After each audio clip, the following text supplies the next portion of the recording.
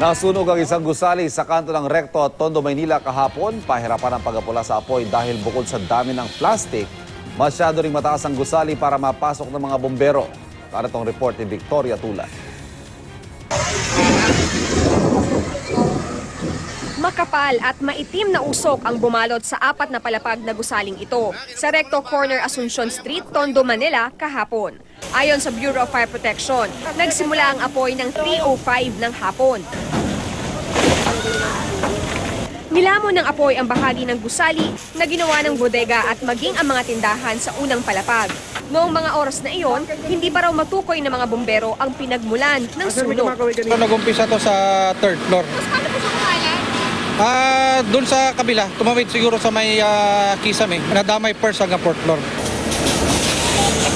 Ang mga bombero umakyat na sa bubong para maapula ang nagngangalit na apoy.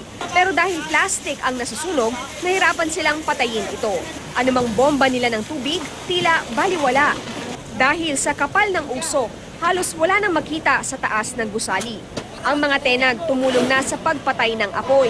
May mga naghakot ng gamit para hindi madamay sa sunog, habang ang iba ay sinira na ang bakal na railing para mas maayos na mabombahan ang apoy. Inabot ng 2 oras bago napatay ang apoy. Bagaman nasa 70 truck ang rumesponde, nahirapan daw ang mga bombero. Medyo matataas kayo yung structure dito, kaya medyo nahirapan pasukin. Tsaka almost ilang oras na nito sunog, medyo kinakapos na kami sa water supply. Tinatayang 2.5 million pesos ang halaga ng mga nasunog na ari-arian. Ang ilang nabiktimang tenants natulala at naiyak. Marami sa kanilang mga panindang gawa sa plastic natunaw ng apoy. Yan ang unang balita mula sa Tondo, Manila. Victoria Tulad, reporting.